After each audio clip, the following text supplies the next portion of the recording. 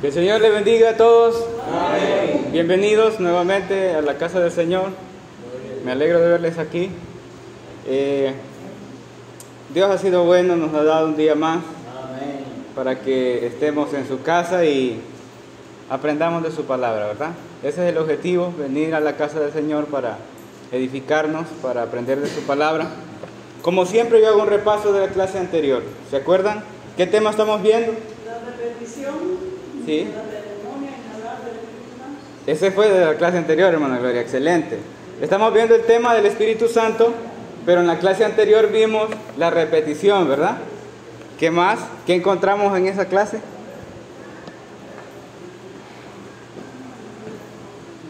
¿Un voluntario?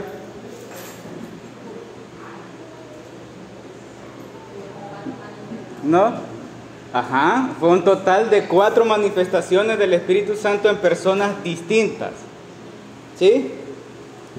Hermanos, en la sesión anterior estuvimos estudiando la repetición de la ceremonia inaugural por el Espíritu Santo en las personas de las cuales Cristo ordenó que fuese predicado el Evangelio.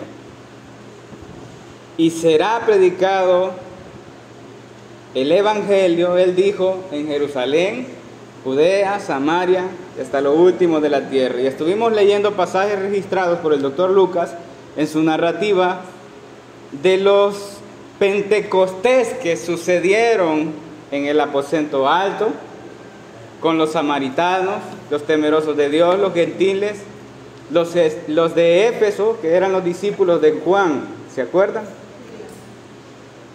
Una de las alumnas de la clase me hizo una pregunta interesante y me dijo, ¿por qué dices que es una ceremonia inaugural si de lo que estás hablando es del comienzo de la iglesia? Y ella dijo, se le llama ceremonia inaugural a un proyecto terminado, no a uno que recién comienza. Y esa fue una excelente observación. Excelente observación. Le llamamos ceremonia inaugural porque en ella se culmina toda la proyección de los tipos, las promesas, las profecías y señales para la iglesia desde el Antiguo Testamento. Es una ceremonia en la que es completada la totalidad de los requerimientos para la inauguración de la iglesia en el Nuevo Testamento. Culmina el Antiguo Testamento, pero inicia una nueva dispensación. Y lo que el Espíritu Santo hace en esos pasajes es una ceremonia que acredita, certifica y ratifica el cumplimiento total de todo lo antes dicho en el Antiguo Testamento. Pero a su vez da inicio a la iglesia que es formada y edificada espiritualmente por Cristo, y la obra del Espíritu Santo, quien cumple en ese momento como testigo activo del pacto en la inserción de los salvos. El mandamiento del autor y consumador de nuestra fe fue llevar el Evangelio a toda tribu, lengua y nación. Y lo que vimos es que la manifestación del Espíritu Santo hizo que todos los que estaban reunidos hablaran en lengua. De forma sobrenatural. Hablaron las maravillas de Dios en diferentes tipos de lengua. Y no solo sucedió en la fiesta del Pentecostés, sino que vimos 3 eventos más en los que el doctor Lucas nos habla del mover del Espíritu Santo. Aprendimos algo muy importante, y es que en uno de los pasajes las personas ya habían recibido el mensaje, creían en Cristo, pero no se había manifestado el Espíritu Santo en ellos. Posterior al bautismo en agua y la imposición de las manos de los apóstoles, el Espíritu Santo cayó sobre ellos.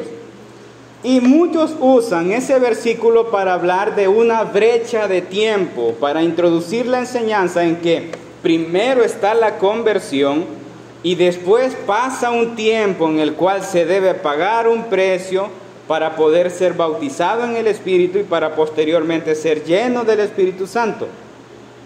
Pero esa enseñanza se derrumba sola cuando leemos lo que pasó en la casa de Cornelio. Cuando Pedro está predicando, mientras predica, se derramó el Espíritu Santo. Y de repente cayó. Simplemente sucedió. No hay ningún tipo de negociación. Son un montón de gentiles, gente que era considerada inmunda, y el Espíritu Santo ni siquiera esperó que Pedro terminara el mensaje, porque Él hace como Él quiere, cuando Él quiere, y obra en quienes Él quiere. Me imagino ver la cara del apóstol Pedro cuando tenía ñáñara por los gentiles y ver que el Espíritu Santo les hizo que hablaran en lengua de la misma forma que ellos en el Pentecostés. Eso debió haber sido un golpe directo al menosprecio y la discriminación que le tenían a los gentiles. Luego más tarde el apóstol Pedro dice, ¿y quién era yo para estorbar a Dios? Me quedé a medio mensaje y Dios hizo como Él quiso. Dios había diseñado la manera perfecta para que ninguno de los apóstoles tuviese duda de que todos habían recibido el Evangelio, habían sido bautizados en un mismo espíritu. Nadie de ellos podría decir, nosotros tenemos lo que ustedes no tienen. No había motivo de jactancia, no había motivo de superioridad. Eran un solo cuerpo, bautizado en un mismo espíritu. Fueron bautizados en agua, edificados sobre Cristo, pero guiados por los apóstoles, a quienes Dios encargó la dirección y el crecimiento de su iglesia. Me parece maravilloso la manera en la que Dios, Espíritu Santo, operó en los inicios de la iglesia de Cristo. Pero mencionaba que posteriormente, años después, Dios injerta al cuerpo a un tipo llamado Pablo,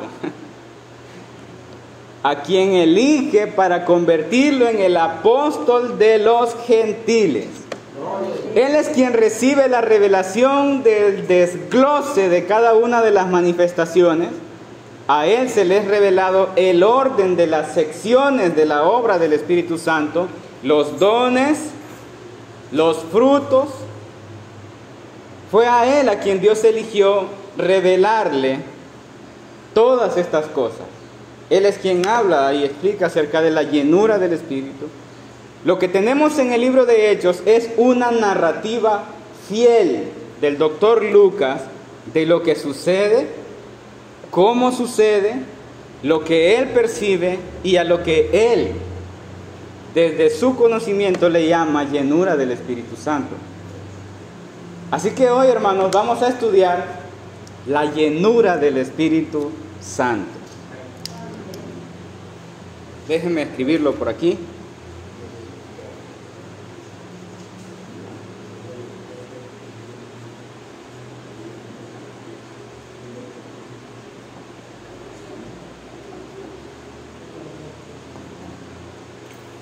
Vamos a estudiar la llenura del Espíritu Santo, pero antes vamos a hacer una pequeña oración. Oramos al Señor. Padre, muchas gracias porque nos concedes el privilegio de estar en tu casa. Gracias por tu amor y tu misericordia. Gracias, Señor, porque tú has sido bueno. Gracias porque tú nos revelas tu palabra. Abre nuestras mentes, llénalas de tu luz. Señor,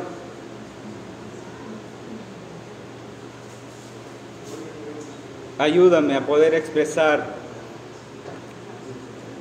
lo que tú deseas. Guíanos por medio de tu palabra. En tu nombre, Señor. Amén y amén. Bueno, hermanos, vamos a estudiar la llenura del Espíritu Santo. ¿Qué entendemos por llenura del Espíritu Santo? Tengo que comenzar diciendo que comúnmente se ha difundido la idea de que solo son llenos del Espíritu Santo aquellos que hablan en lengua, porque son los más espirituales, porque son los que han pagado un precio, porque Dios les conoce, porque son más santos, porque son más dignos, porque tienen un corazón puro, blanquito, porque son los espíritus hechos perfectos, porque son los soberanos después de Dios. No, esa es broma, ¿no? Tenemos personas dentro de la iglesia que por 3 o 5 palabras en lengua que hablan durante 1 minuto y medio, nadie es más espiritual que ellos. Ven a los demás y piensan dentro de sí en un tono de sublime humildad. Y si yo hablo en lenguas, ¿por qué los otros no? Es que Dios, se responden, es que Dios conoce mi corazón, conoce que yo soy puro, sabe que yo he pagado el precio. Es que Dios sabe a quién se lo da. Y yo veo a los demás como unos simples feligreses. Yo hablo en lengua, yo soy elegido como vaso, y no es que me sienta superior, pero aunque no lo acepten, yo estoy en un nivel superior que ellos. Subiré a las alturas y estableceré mi trono.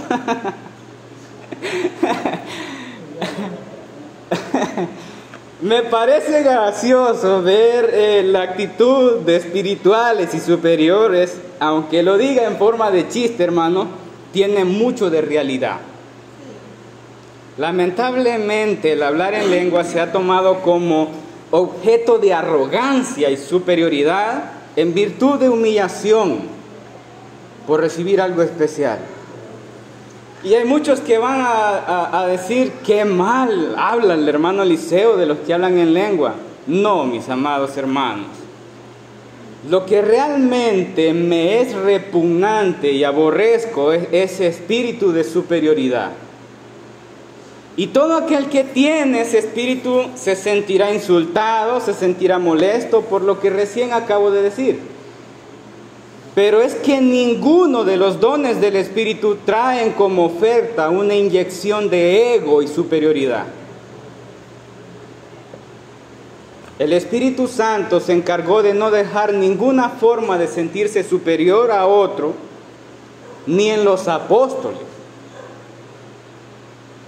Así como ellos fueron entrenados por Cristo y hablaron en lenguas, para que no hubiese espacio de superioridad y de ego, así también los gentiles considerados inmundos fueron bautizados en el Espíritu Santo y hablaron en lengua como ellos. Ahora tenemos un montón de gente arrogante, sintiéndose superior a los demás por un par de palabras que ni ellos mismos entienden qué dicen. Conozco personas temerosas de Dios que hablan en lengua y lo hacen por impulso del poder del Espíritu Santo. Sé que jamás intentarían exhibicionismo. Conozco el poder de la obra del Espíritu Santo haciendo hablar en lengua a personas que nunca lo han hecho. Lo he visto y lo he oído y sé que no lo harían si no fuese por el poder del Espíritu. Pero también he visto personas que se deleitan en generar división, ira, disensión y contienda con la misma lengua que usan dentro de la iglesia para exhibirse como espirituales. Y por mucho que alguien quiera vender la idea de que la llenura trae consigo solo el hablar en lenguas, la palabra del Señor dice en Salmo 68, 18, que Dios le da dones hasta los rebeldes. Muchos siervos del Señor, debido a tanta gente loca, incoherente con su cristianismo, predican cesacionismo. ¿Qué es esa palabra? ¿Qué es cesacionismo? El cesacionismo indica que los dones, principalmente el don de hablar en lenguas, ya cesó. Y su fundamento es que en un principio era una necesidad. Dios tuvo que hacer hablar en lengua a su pueblo para la predicación del Evangelio. El don de hablar en lenguas hoy no es tan necesario porque tenemos misioneros que saben idiomas y andan intérpretes. Debido a muchas personas que no son coherentes con su vida cristiana y que su lengua la usan para hablar palabras raras en la iglesia, pero que esa misma lengua la usan para chismes, chambres y todo tipo de revuelta en la iglesia, se duda mucho de la credibilidad de esa persona como instrumento del Espíritu Santo. Y hablaré de esto más adelante cuando toque el tema de los dones. Pero el objetivo de mencionarlo es porque se nos introdujo la idea de que si no hay lenguas, no hay llenura del Espíritu. Y quiero decirles tan claro como pueda que eso es falso. Esa es una enseñanza equivocada y es incorrecta. Para comenzar, es importante que definamos la expresión de llenura y que realmente estemos claros que no se trata de una figura en la que pensamos que el Espíritu Santo es líquido y que nosotros somos vasos. No, las Sagradas Escrituras nos enseñan que cuando se habla de llenura del Espíritu, es una manifestación completamente divina en una persona, es una intervención que no tiene nada que ver con nuestra naturaleza humana, es algo que de manera natural nadie podría hacerlo, y no me estoy refiriendo a una sola cosa, mucho menos al hablar en lengua. La llenura del Espíritu Santo no solamente incluye hablar en lenguas.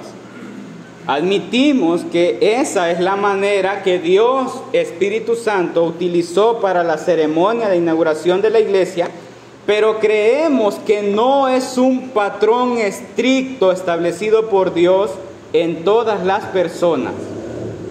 El apóstol Pablo nos enseña, busque conmigo esta cita, primera carta a los Corintios, capítulo 12. Primera carta a los Corintios, capítulo 12.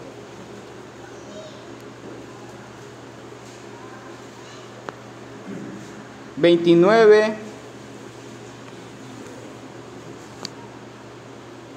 y 30. Primera carta a los Corintios, capítulo 12, 29 y 30. Dice la palabra del Señor: ¿son todos apóstoles? ¿Son todos profetas? ¿Todos maestros? ¿Hacen todos milagros? ¿Tienen todos dones de sanidad? ¿Hablan todos lenguas? ¿Interpretan todos? Primera carta a los Corintios, capítulo 12, 29 al 30. ¿Qué es lo que está diciendo el apóstol aquí? ¿Hablan todos lenguas? ¿Interpretan todos? ¿Hacen milagros? Ni siquiera se enfoca solamente en hablar en lenguas, sino que habla de la diversidad de los dones. Y hasta hoy, hermanos, en nuestro tiempo, es que encontramos arraigada la enseñanza pentecostalista de que no puede haber llenura del Espíritu si no tienes como evidencia hablar en lengua. 2 o 3 palabras repetidas por 3 minutos y tú ya eres lleno del Espíritu. Hablar en lenguas desde el tiempo del apóstol Pablo se convirtió en un problema de exhibicionismo y motivo de arrogancia. Creo que Dios hace hablar en lengua a las personas y, como repito, hablaré de esto cuando lleguemos al tema de los dones, pero es necesario que inicie por aquí. La llenura de la que nos vamos a introducir hoy, hermanos, es, por ejemplo, que veremos en la palabra del Señor que hay fragmentos en donde aparecen llenuras del Espíritu que no tienen nada que ver con lengua. Hay algo muy interesante con respecto a la llenura del Espíritu. Lamentablemente solo se relaciona la llenura del Espíritu Santo con lo que sucedió en el Pentecostés, en la narrativa de Hechos 2. Pero no podemos obviar que ya en el Antiguo Testamento hay personas que fueron llenas del Espíritu Santo. Vaya conmigo a Éxodo capítulo 35. Éxodo capítulo 35, versículo 30 al 35. ¿Lo tenemos? Dice la palabra del Señor. Éxodo capítulo 30 del 30 al 35 dice: y dijo Moisés a los hijos de Israel: mirad, Jehová ha nombrado a Bezaleel, hijo de Uri, y a Hur, de la tribu de Judá. ¿Y qué dice? Y lo ha llenado del Espíritu de Dios. ¿En qué? En sabiduría, en inteligencia, en ciencia y en todo arte, para proyectar diseños, para trabajar en oro, en plata y en bronce, y en la talla de piedras de engaste, y en obra de madera, para trabajar en toda labor ingeniosa. Y ha puesto en su corazón que él pueda enseñar, así él como Aholiab, hijo de Ahisamac, de la tribu de Dan. ¿Cómo dice? Y los ha llenado de sabiduría de corazón para que hagan toda la obra de arte y de invención, y de bordado en azul, en púrpura, en carmesí, en lino fino y en telar, para que hagan toda labor e inventen todo diseño. Ahí dice que fueron llenos del Espíritu. ¿No es llenura del Espíritu solo porque no hay lengua? Aquí tenemos una llenura del Espíritu que no incluye hablar en lengua. Amén. Vamos a otro. Números capítulo 11, 25. Números capítulo 11, 25 al 29. Entonces Jehová descendió en la nube y le habló, y tomó del espíritu que estaba sobre él y lo puso en los 70 varones ancianos, y cuando lo puso sobre ellos, cuando posó sobre ellos el espíritu, profetizaron y no cesaron. Y habían quedado en el campamento 2 varones llamados, uno Eldad y el otro Medad, sobre los cuales también reposó el espíritu. Estaban estos entre los inscritos, pero no habían venido al tabernáculo. Y profetizaron en el campamento, y corrió un joven y dio aviso a Moisés, y dijo: Eldad y Medad profetizan en el campamento. Entonces respondió Josué, hijo de Nun, ayudante de Moisés, uno de sus jóvenes, y dijo: Señor mío, Moisés, impídelos. Y Moisés le respondió: ¿tienes tu celo por mí?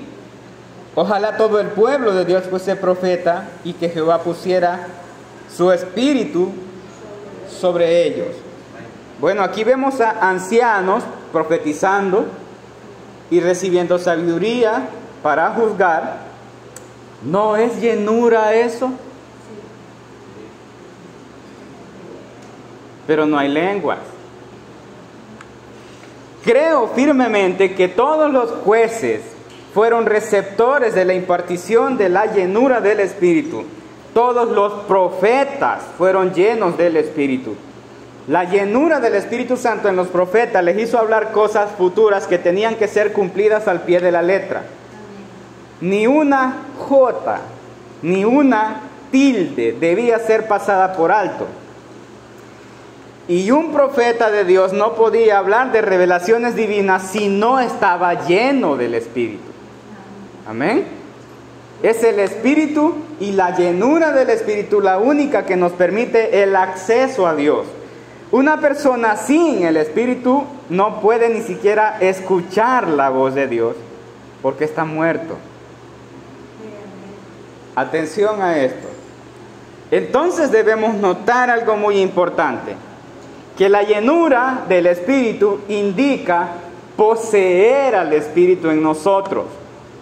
Y para conectar todo lo que hemos aprendido, cuando el Espíritu Santo viene sobre nosotros, nos posee y nos da vida, no hay ninguna parte de nosotros que quede fuera, porque Él la cubre completamente. La palabra que aprendíamos cuando vimos esto fue el bautismo en el Espíritu Santo, ¿verdad?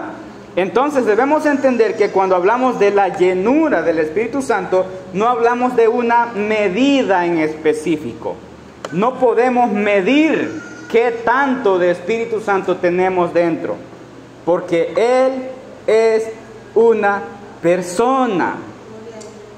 Entonces, cuando entendemos que Él es una persona, la connotación de la idea de la llenura cambia, debe cambiar. Si el Espíritu Santo es una persona, ¿qué significa estar llenos de una persona en nuestro interior? Para entender esto, quiero mostrarles un ejemplo de la vida natural. Cuando una pareja de esposos se aman y han pasado mucho tiempo juntos, siendo dos personas adultas, claro, no estoy hablando de cipotes. No quiero que pongamos un ejemplo de parejas que llevan 40 años de estar juntas y siguen peleando como que estuvieran 17. Estoy hablando de una pareja matrimonial cristiana, hijos de Dios, personas que se aman. Una esposa que ha tenido un esposo que ha invertido su tiempo para formarla como una buena administradora, como una mujer capaz de dominar sus inseguridades, una mujer capaz de mantener la calma en la adversidad. Esta mujer no todo el tiempo estará con su esposo, pero si ella ha pasado mucho tiempo con él, ella tiene todo el conocimiento que su esposo le ha dado. Por lo tanto, si ella está llena de su esposo, en cualquier situación que se le presente, ella pensará, ¿qué hubiese querido mi esposo que yo hiciera? Como ella conoce al esposo, ella va a decidir y va a actuar de la forma correcta como el esposo le enseñó a afrontar esas situaciones, porque se trata de tener control, no de actuar en caos. Lo que quiero enfatizar con este ejemplo es que de una u otra manera el esposo le ha guiado.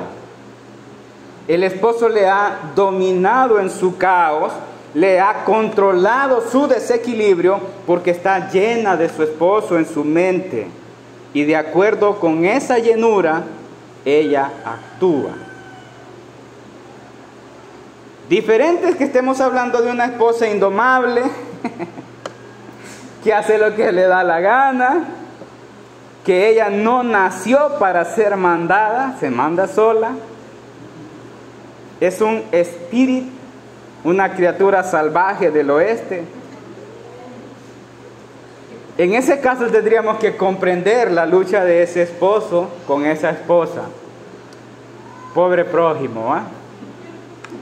Si comprendemos el ejemplo, llegaremos a la conclusión de que no es que el esposo la manipule, no es que el esposo la someta con violencia o se imponga sobre ella, o que decida por ella. Simplemente es un esposo amoroso, escuche, que la ha influenciado a tal grado y de tal manera que le guía, le domina sus impulsos y le controla sus desequilibrios mentales y emocionales para que ella sea lo suficientemente capaz para afrontar cualquier adversidad o situación difícil, aunque él no esté presente para tomar las decisiones.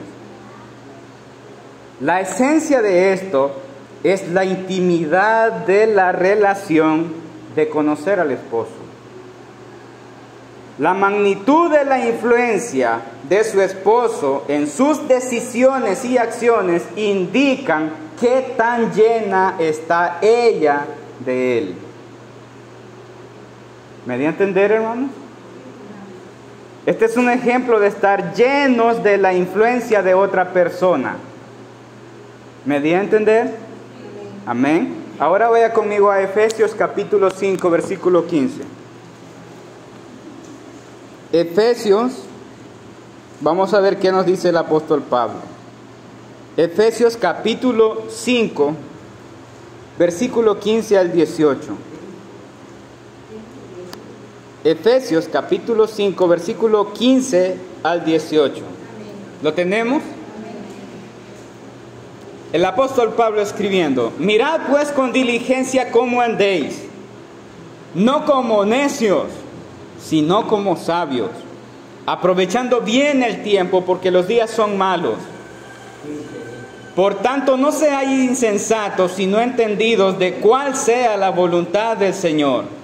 18. No os embriaguéis con vino, en lo cual hay disolución, antes bien sed llenos del Espíritu. Después de leer estos versículos, evidentemente el apóstol Pablo le está escribiendo a la iglesia. ¿A qué tipo de personas cree usted que le está escribiendo? ¿A una esposa sujeta que está atenta a seguir las instrucciones del esposo? ¿O cree que son como criaturas salvajes del viejo oeste, indomables?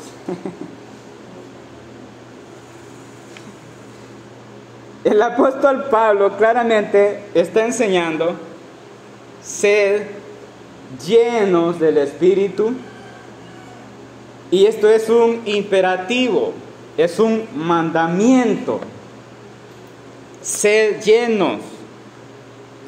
La pregunta es: si todo este tiempo atrás hemos creído que la llenura tiene que ver con algo que solo Dios puede hacer, ¿por qué el apóstol Pablo nos ordena como si fuese algo que deberíamos cumplir? Claramente el apóstol Pablo no está hablando de hablar en lenguas. No está hablando de estar pagando un precio para desatar una experiencia sobrenatural en la que explotemos de poder y que sea como el Pentecostés. Pero él está diciendo: sed llenos del Espíritu. Quiero dejar bien claro que debemos orar, debemos ayunar, debemos pedir la llenura del Espíritu, pero con los motivos correctos, estableciendo una relación con Dios, como el esposo y la esposa, como la comunión. Debemos tener claro que Dios no funciona por trueques. No usamos la oración o el ayuno como moneda de intercambio para pagar un precio y recibir llenura. Si la llenura tuviese precio, nadie puede pagar ese precio. Sí, el Espíritu Santo nos guía a la oración. Sí, el Espíritu Santo nos guía al ayuno. Sí, nos guía al sometimiento de su palabra. Sí, nos guía a escudriñar las Escrituras. Pero para la intimidad y una relación con Él, no porque tus sacrificios o mis sacrificios paguen un precio. El resultado de la llenura es la intimidad y la relación con Dios. La llenura del Espíritu no es un premio por aguantar hambre o pasar de rodillas. Nadie puede jactarse en la presencia de Dios. Si nuestros ayunos son con motivos equivocados, son en vano. Y si sientes el respaldo de Dios por la relación de la intimidad, esa es otra cosa. Una cosa es sentir la presencia del Señor por la intimidad que tenemos con Él, pero no es porque el Espíritu Santo funcione negociando con nosotros.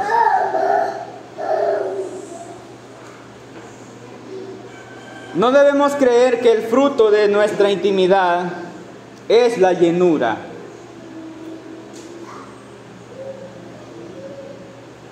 O que, perdón, no era así, quiero hacer bien la idea.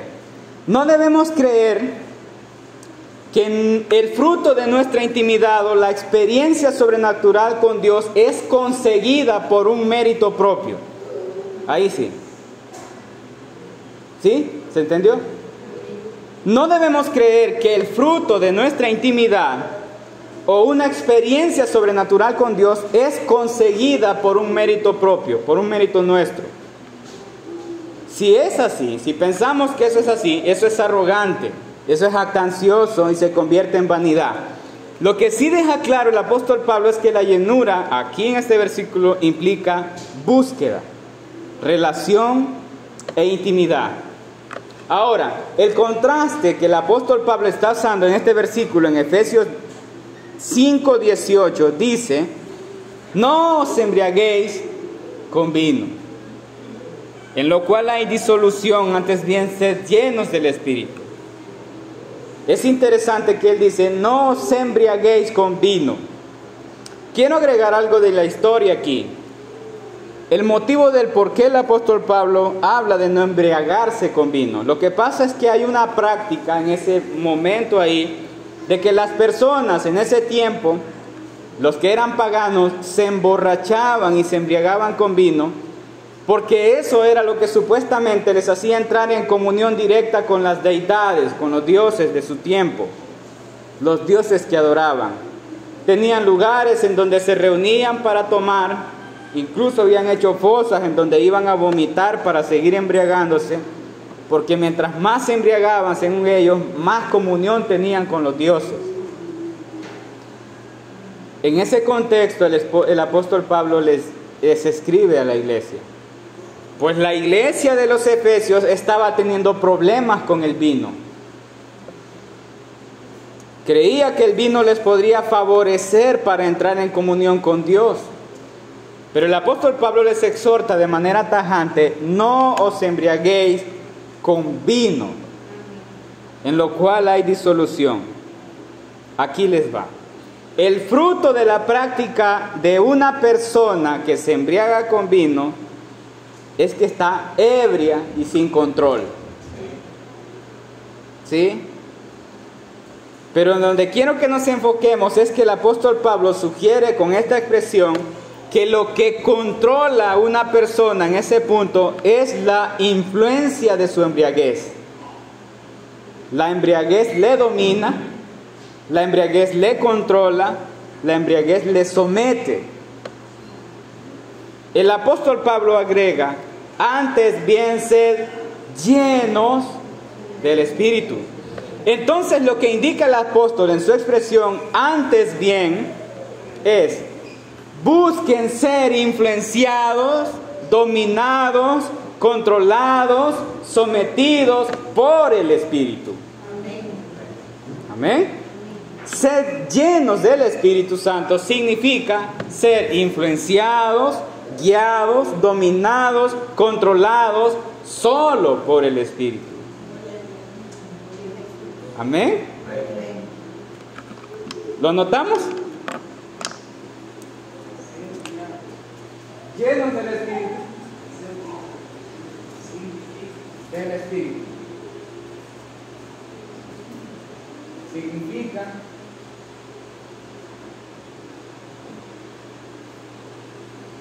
ser influenciados,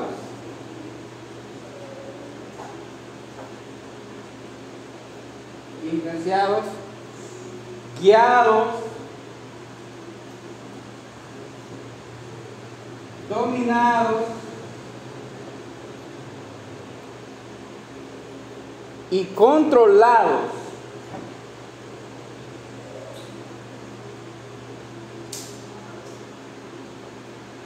por el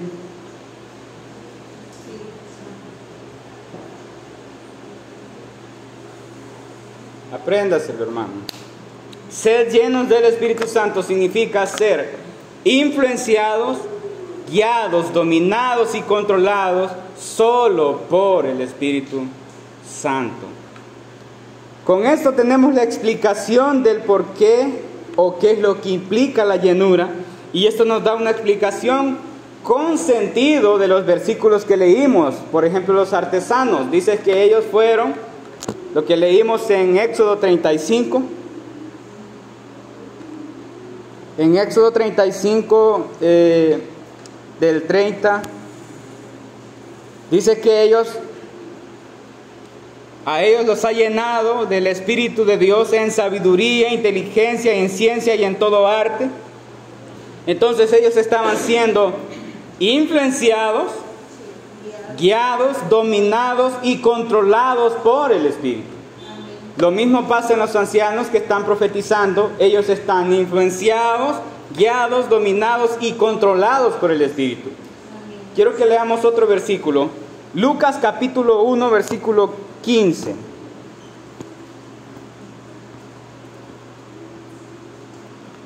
Lucas capítulo 1, versículo 15. Están hablando del Juan el Bautista y dice: porque será grande delante de Dios, no beberá vino ni sidra, y será lleno del Espíritu Santo, aún desde el vientre de su madre. ¿De qué está hablando entonces? Es que él no iba a ser influenciado, ni dominado, ni controlado por el vino ni la sidra, sino que él iba a ser influenciado, guiado, dominado y controlado desde el vientre por el Espíritu Santo. Ahora evaluemos este otro pasaje en donde se habla de estar lleno de algo, pero ese algo no es el Espíritu Santo. Vaya conmigo a Lucas capítulo 6, versículos 6 al 11. ¿Lo tenemos? Dice la palabra del Señor: aconteció también en otro día de reposo que él entró en la sinagoga y enseñaba.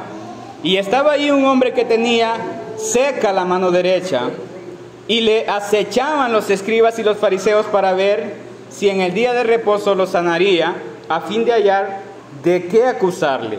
Mas él conocía los pensamientos de ellos, y dijo al hombre que tenía la mano seca: levántate y ponte en medio. Y él, levantándose, se puso en pie.